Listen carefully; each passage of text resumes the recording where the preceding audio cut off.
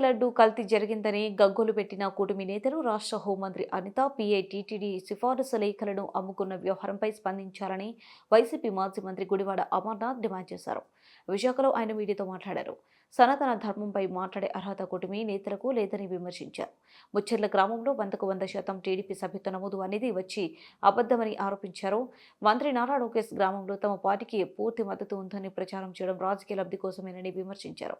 ముచ్చెర్ల గ్రామంలో వైసీపీ బలంగా ఉందని పేర్కొన్నారు. ప్రభుత్వ పథకాల కోసమంటూ ప్రజల వద్ద నుంచి ఆధార్ కార్డులను తీసుకుని ప్రభుత్వం నమోదు చేసుకుని మోసం చేశారని ఆరోపించారు.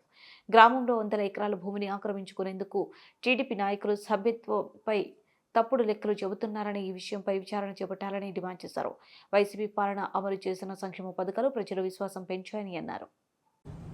రాష్ట్రంలో ఎక్కడా లేని విధంగా వారు చేపట్టినటువంటి ఈ సభ్యత్వ నమోదు కార్యక్రమం 100% సభ్యత్వం చేర్చుకున్నటువంటి గ్రామంగా ఆ గ్రామాన్ని ఎంపిక చేసినట్టు,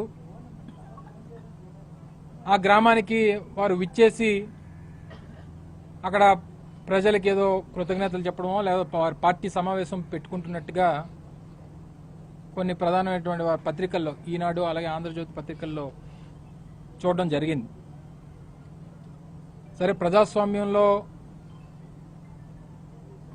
ఏ రాజకీయ పార్టీతో ఎవరు ఉండాలనేటువంటిది ప్రజల తాలూకా నిర్ణయం.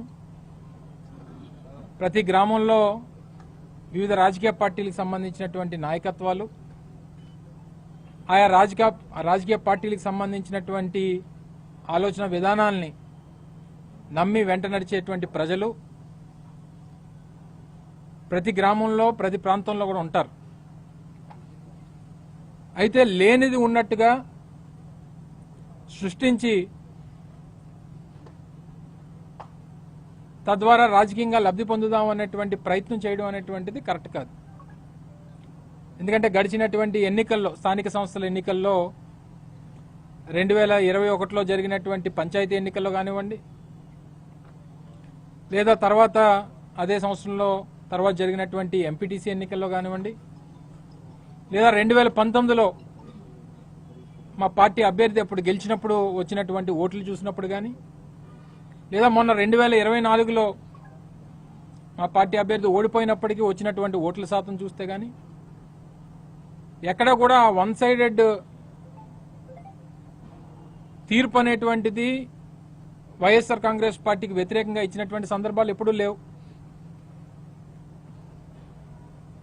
అక్కడ యునానిమస్ గా మా పార్టీ అభ్యర్థి సర్పంచ్గా ఎన్నికయ్యారు. అందులో ఉన్నటువంటి 10 మంది వార్డు మెంబర్లు యునానిమస్ గా మాకు ఎంపికయ్యారు. తర్వాత జరిగినటువంటి ఎంపీటీసీ ఎన్నికల్లో మా పార్టీ సింబల్ మీద గెలిచినటువంటి ఎంపీటీసీ ఎన్నికయ్యారు. మొన్న 2024లో జరిగినటువంటి ఎన్నికల్లో రాష్ట్రంలో అతిపెద్ద నియోజకవర్గం, మెజారిటీ కూడా